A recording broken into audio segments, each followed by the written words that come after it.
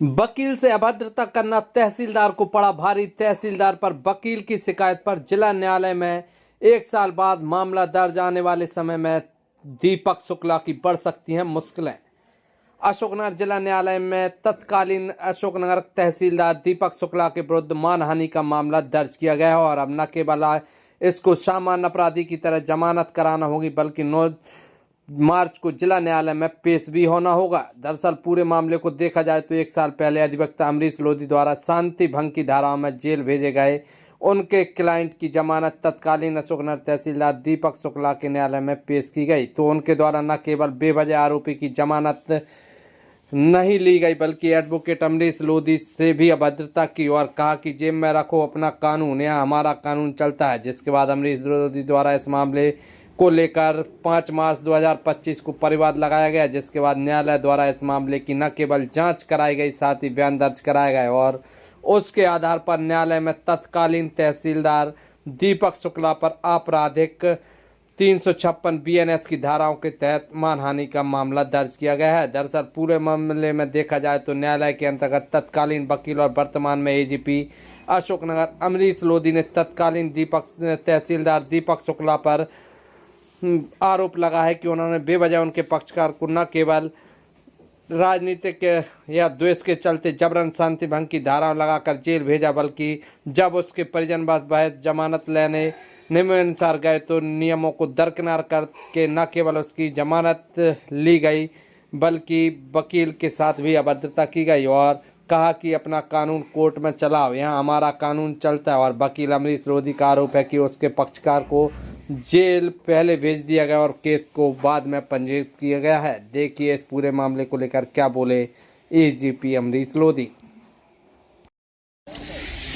देखा जाए तो जो राजस्व न्यायालय है उनमें कहीं ना कहीं अधिकारियों की मनमानी के आरोप पहले से ही लगते रहे, लेकिन एक ताज़ा मामला अशोकनगर जिले में देखने को मिला है जहां तत्कालीन अशोकनगर तहसीलदार पर एक परिवाद के बाद मानहानि का मुकदमा अशोकनगर जिला न्यायालय में रजिस्टर्ड हुआ और इस पूरे मामले में वकील के द्वारा आरोप लगाए गए थे कि उनके द्वारा राजनीतिक द्वेष के चलते उनके क्लाइंट पर न केवल 151 की कार्रवाई की गई थी, लेकिन जब कार्रवाई की जमानत क्लाइंट को जमानत दिलाने के लिए जब वकील पहुंचते हैं तो तत्कालीन तहसीलदार दीपक शुक्ला द्वारा कहीं ना कहीं एक अभद्रता वकील के साथ की गई। तो कई वकील से अभद्रता के बाद एक पूरे जो बार एसोसिएशन है उसने बैठक की थी और आपातकालीन बैठक में डिसीजन लिया गया था कि मानहानि का मुकदमा दायर करना है और उसके बाद इस पूरे माननीय न्यायालय ने भी उसको स्वीकार किया और एक रजिस्टर्ड किया गया केस दीपक शुक्ला के विरुद्ध में। हमारे साथ एडवोकेट हैं जो अब वर्तमान में AGP हैं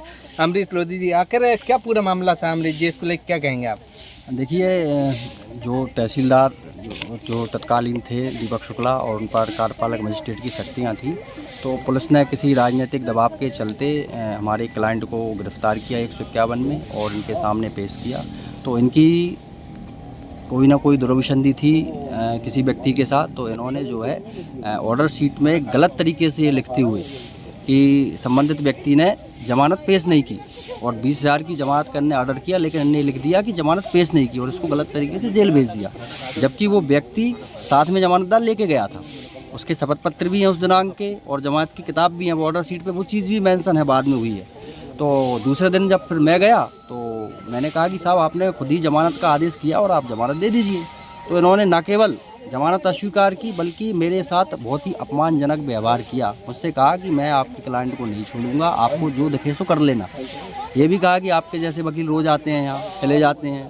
फिर मैंने कहा कि श्रीमान कानूनी प्रावधान है, आप 151 कोई अपराध तो होता नहीं है, प्रिवेंटिव स्टेप है, तो मैंने कहा उसमें तो बेल पाना अधिकार है। तो उन्होंने कहा कि वकील साहब कानून अपना जेब में रखिए, यहाँ चलेगा मेरा कानून, ऐसे उनके शब्द थे। अपना कानून बोले अपने कोर्ट में चलाना। तो चूँकि उस समय 3-4 दिन की छुट्टियाँ थीं तो कोर्ट में भी हम अपील नहीं कर सकते थे, हमारी कुछ मजबूरियाँ थीं उस समय। और दैन इसके बाद जो उन्होंने अशिष्टतापूर्ण व्यवहार किया, इसको लेकर सारी बार के समक्ष हमने विषय को रखा, मीटिंग हुई, जांच हुई और इसके बाद हमने न्यायालय में जो है डेफिमेशन की कंप्लेंट मूव की, जिस पर माननीय न्यायालय के द्वारा इनको नोटिस भी जारी किए गए कि आप आकर स्पष्टीकरण दें। तो ये एक भी बार न्यायालय में उपस्थित नहीं हुए, तो उनके कंडक्ट को भी देखा गया माननीय न्यायालय के समक्ष और प्राइमा फेसिया पाया गया कि ये मानहानि के अपराध के लिए इनके विरुद्ध कार्रवाई के पर्याप्त आधार हैं। उस आधार पर इनके विरुद्ध अंतर्गत धारा 356 BNS का प्रकरण पंजीबद्ध हुआ है और जिसमें 9 मार्च की अगली सुनवाई की तारीख है। इनको हाजिर होना है उसमें और इनको बेल करनी पड़ेगी। तो इस पूरे मामले में यदि देखा जाए अमरीत जी, तो आके दीपक जो शुक्ला जो तहसीलदार हैं तत्कालीन अशोकनगर, उनको आने वाले दिनों में कोर्ट में हाजिर होना पड़ेगा, जमानत करवानी पड़ेगी, क्या पूरी प्रक्रिया से गुजरना पड़ेगा इनको? जो एक सामान्य आरोपी के लिए जो प्रक्रिया निर्धारित होती है और जो विचारण है उसी तरह से इनको भी गुजरना पड़ेगा। यहाँ आरोपी की तरह ये आएंगे और अपनी बेल कराएंगे। इसके बाद जो ट्रायल में इनको खड़ा होना पड़ेगा अपना, और यदि हम जो है मामले को इनके अगेंस्ट साबित करेंगे तो इनको सज़ा भी होगी, और इनको सज़ा होगी तो उनकी नौकरी भी जाएगी, पेंशन भी उनको नहीं मिलेगी। ये सारे जो भी कॉन्सिक्वेंसेज हैं इनको भुगतना पड़ेंगे।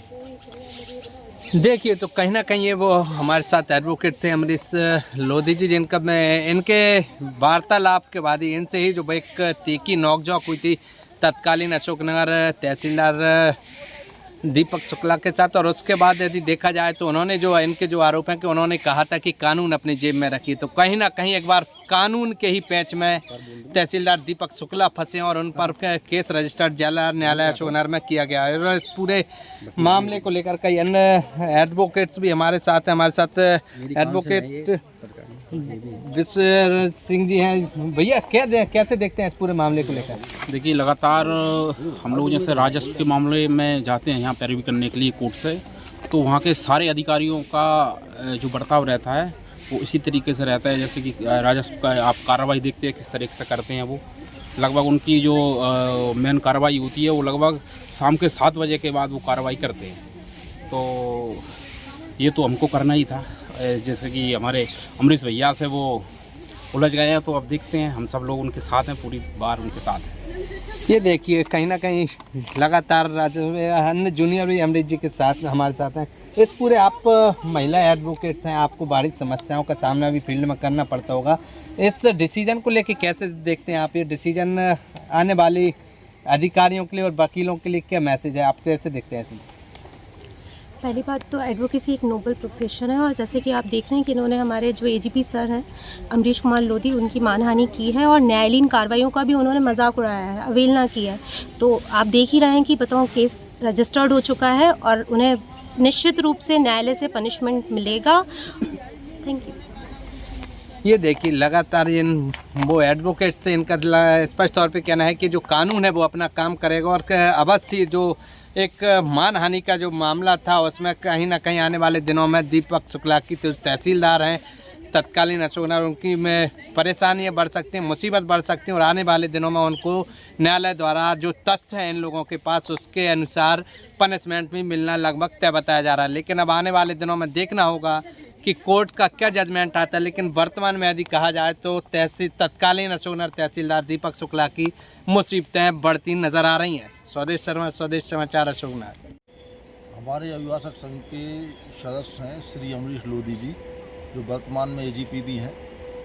उन्होंने एक आवेदन दिया था कि मैं तहसील न्यायालय में 151 की जमानत करवाने के लिए गया था, तो तहसीलदार ने जमानत का ऑर्डर कर दिया। लेकिन जब मैं जमानत पेश करने लगा तो उन्होंने जमानत नहीं ली, बोले कि ये किताब सही नहीं है।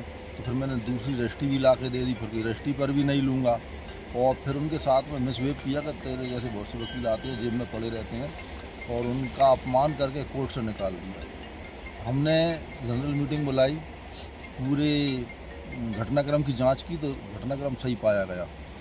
हमने उनसे कहा कि आप न्यायालय में कंटेम्प्ट लगाइए, मानहानि का दावा लगाइए। तो न्यायालय में JMFC न्यायालय में मानहानि का दावा लगाया, उसका विचारण हुआ, उसमें मेरी भी गवाही हुई, और उसमें न्यायालय ने उनको मानहानि का दोषी पाया। और दोषी इसलिए भी पाया कि उस व्यक्ति को उन्होंने 5 दिन के लगभग अनावश्यक निरोध में रखा, और उन्हीं कागज़ों पे 5 दिन बाद जमानत ले ली। तो वो उन्होंने किस प्रेशर में उस व्यक्ति को हरेस किया और किस प्रेशर में उसको जेल में रखा, ये सब जांच के विषय हैं। और न्यायालय में प्रकरण दर्ज हो गया है, तहसीलदार साहब को नोटिस जारी हो गए हैं। यदि वो उपस्थित नहीं होंगे तो आगे की कोर्ट कार्रवाई करेगी, उनको बुलाएगी, वारंट से बुलाएगी, उनको उपस्थित होना पड़ेगा। और हम अपने जो निज सचिव हैं और प्रशासनिक अधिकारी हैं उनके लिए भी आदेश की कॉपी भेज रहे हैं कि आप उनके खिलाफ कार्रवाई करिए और उन्हें न्यायालय में उपस्थित होने के लिए आदेशित करिए।